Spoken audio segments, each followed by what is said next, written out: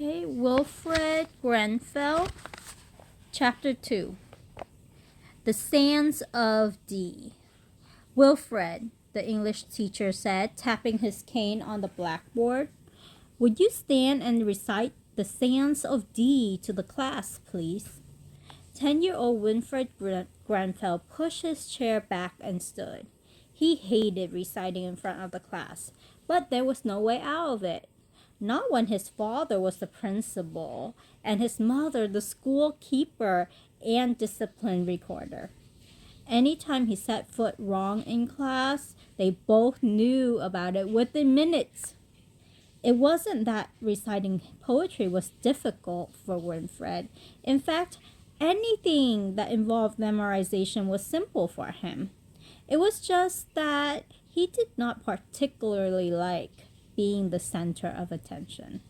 Still, he took a deep breath and began. Oh, Mary, go and call the cattle home, and call the cattle home, and call the cattle home, across the sands of Dee. The western wind was wild and dank with foam, and all alone went she. The western tide crept up along the sand, and o'er the sand, and round the sand, as far as eye could see. The blinding mist came down and hid the land, and never home came she. Wilfred paused to briefly look around the classroom and then continued. Oh, is it weed or fish or floating hair? A tress of golden hair, O drowned maiden's hair above the nets at sea?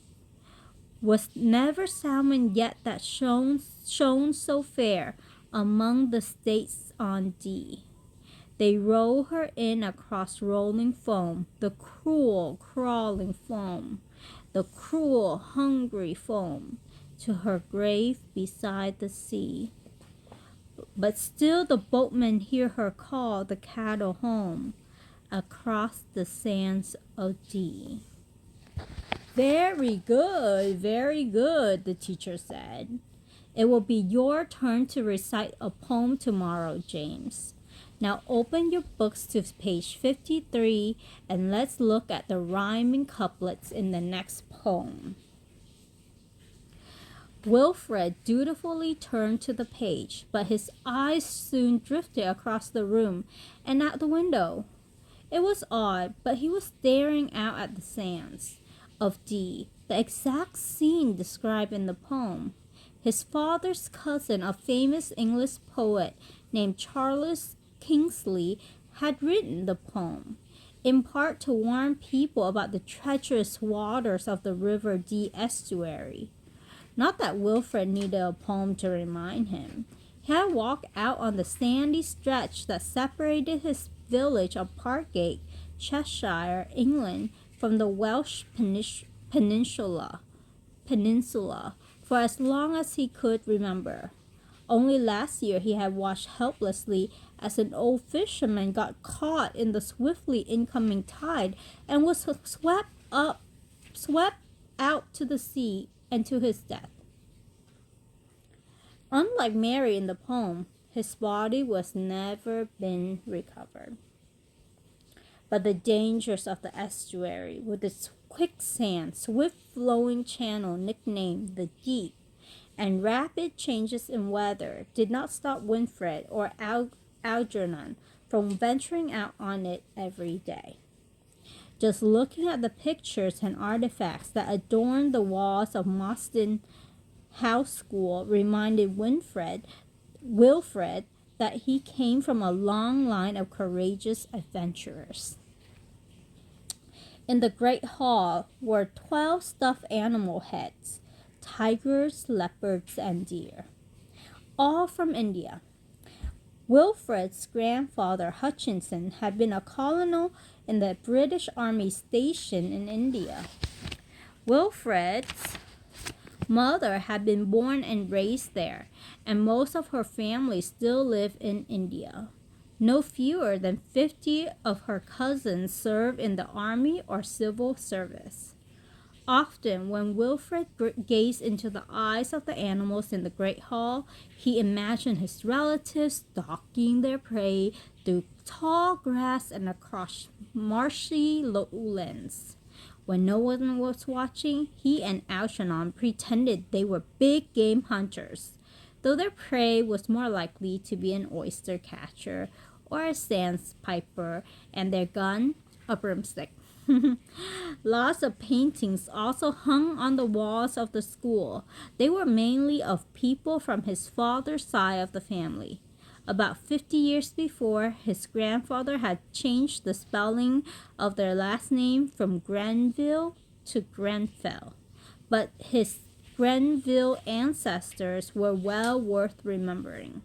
There was Basil Grenville, commander of the Cornish army that fought for King Charles, and Wilfred's great-uncle, John Pascoe Grenville, had gone to sea at 11 years of age.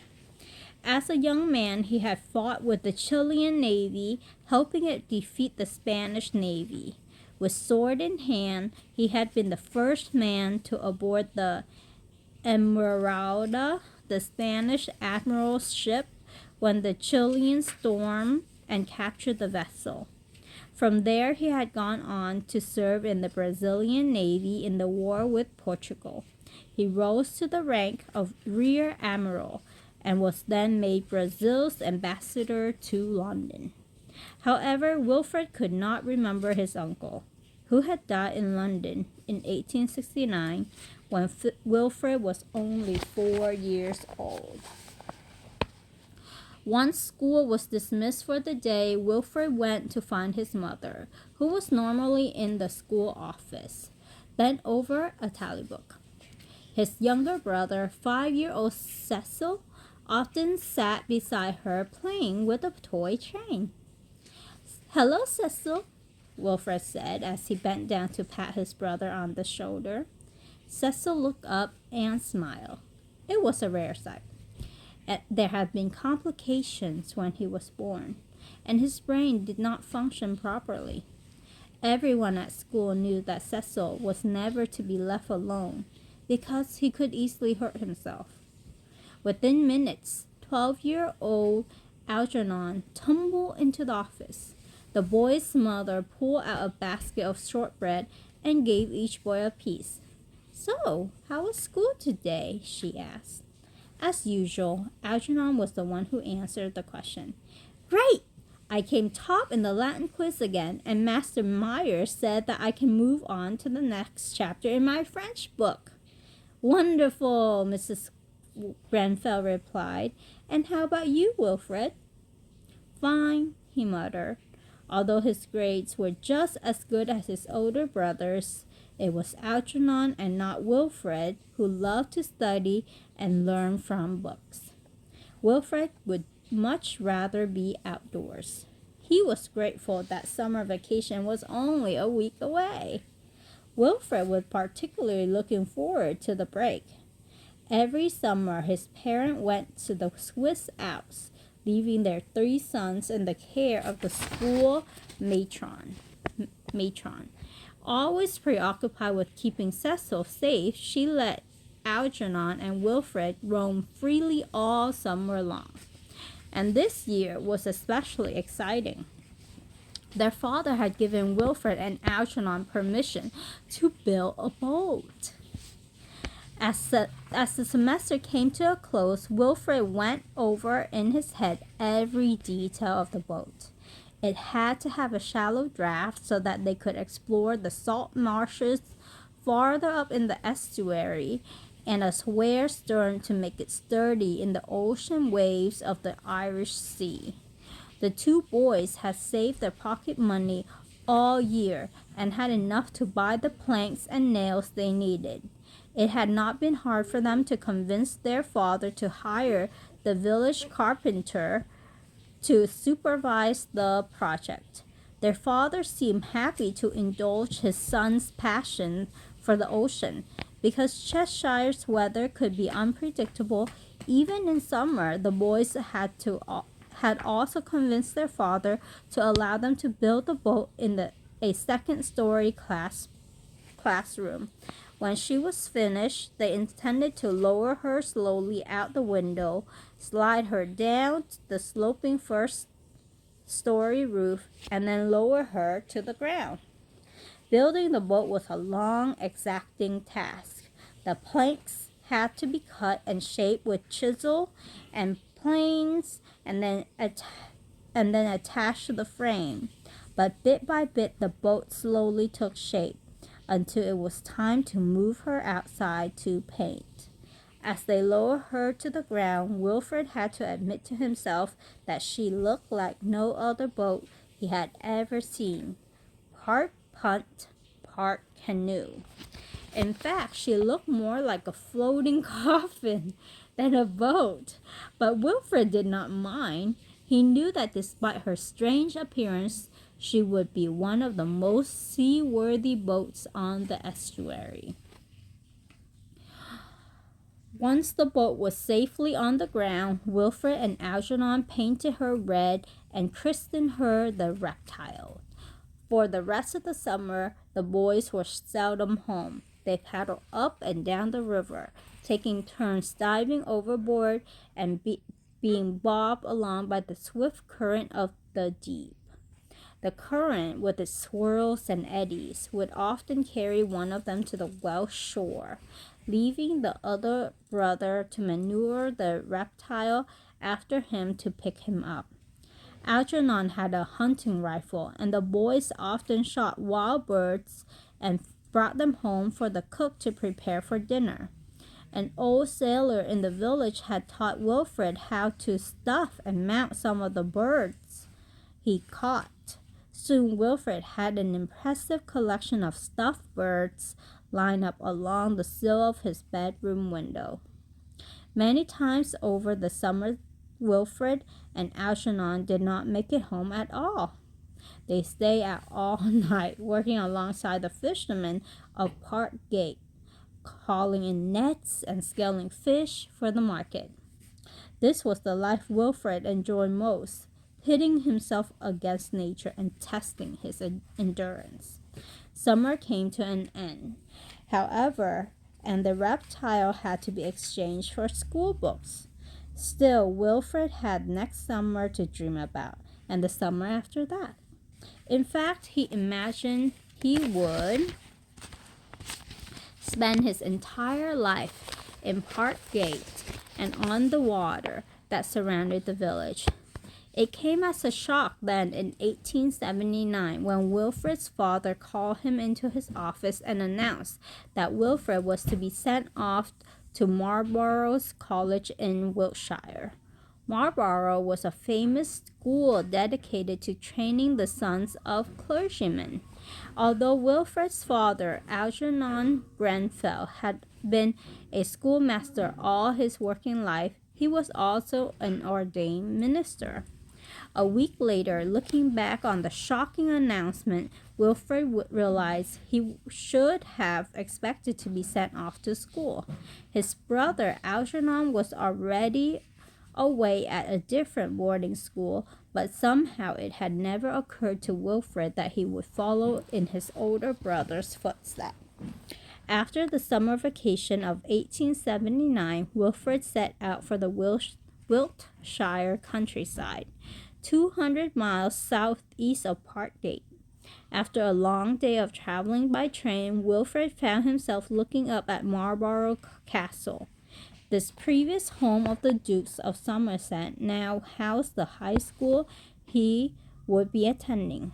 The castle was surrounded by a moat, which had been widened in one spot to make a swimming hole. Wilfred smiled to himself. At least there was some water in the vicinity. Life soon fell into a dull pattern for Wilfred. He disliked most of the other boys in his class and soon earned the nickname the Beast, because he did not comb his hair unless he was forced to, and often fought with the other boys. The truth was, Wilfred was bored. The things the other boys considered daring exploits seemed tame to him. The bravest of the boys would climb out the window in the dead of night and go swimming in the moat pool. But Wilfred recalled the numerous times he had thrown himself overboard from the reptile and pitted his strength against the roaring tide at the mouth of the river Dee, or the times he had stayed out all night hauling wet nets filled with fish over the stern of a 30-foot fishing boat. He recalled watching grown men get tangled in the nets and be pulled overboard to their deaths. Wilfred liked to be by himself most of the time, and Sunday was his favorite day of the week. The day started with chapel service. While the drone of the chaplain's voice often nearly put Wilfred to sleep, after the sermons the boys always sang the entire work of Handel's Messiah. Even though many people had told Wilfred he was tone deaf, unitone, they dubbed him, he loved to sing loudly, and he did so with gusto. After chapel, the boys were supposed to return to their rooms for silent reading or letter writing. This was when Wilfred would often sneak away to nearby Savernake Forest and catch moths and butterflies. It was a poor substitute for shooting curlews, plovers, and terns on the River Dee estuary, but at least he was alone out in nature. 2 years dragged by at Marlborough College, until Wilfred convinced his father that he was so unhappy there that he needed to be brought home. Now, in 1881, Wilfred was back enjoying the life he loved. His father made him keep studying Greek, Latin, and mathematics, but apart from that, Wilfred was free to roam as he pleased. He lost no time in climbing aboard a fishing boat and heading out into the Irish Sea in pursuit of a catch. Meanwhile, Algernon had stuck with his studies and was now enrolled in the university at Oxford. Wilfred's happy and carefree life lasted for almost a year until his father called him into his office once again. "Shut the door after you," Mr. Grenfell said softly. He cleared his throat. "I have something to tell you that may come as a shock. Sit down." Wilfred perched on the edge of a leather chair and waited, wondering what his father could possibly have to say that would be earth-shattering. "Your mother and I have been very happy here at Parkgate," Wilfred's father began. "The school is going well and gaining a fine reputation, and we have raised you boys here. But that life is about to come to an end. After much soul-searching, I have accepted a post as chaplain at the London Hospital in Whitechapel Road." Wilfred gasped. He had read enough of Charles Dickens' works to know that Whitechapel Road was the worst slum area in all of London. "You mean you are leaving here for good and moving to London?" Wilfred asked, almost unable to comprehend such a thought. "Yes, we are," his father said. "I have already written to Algernon, and when he graduates, he is going to come back here and run the school. In the meantime, I have found a deputy who will keep it running. I'll come back every 3 months or so to make sure everything is going well. Now we have to talk about you." "Me? What about me?" Wilfred asked. "Well, what do you want to do with your life, son? You will have to earn a living." The question struck Wilfred with the force of a huge breaker. He had never considered that he would have to earn his own way in life. Boys of his social standing took up professions if and when they found them interesting. If need be, they could live indefinitely off family money. I, Wilfred sputtered, but he could not think of a single way to continue the sentence. After a long silence, his father finally spoke. "I know this may all be somewhat of a shock to you.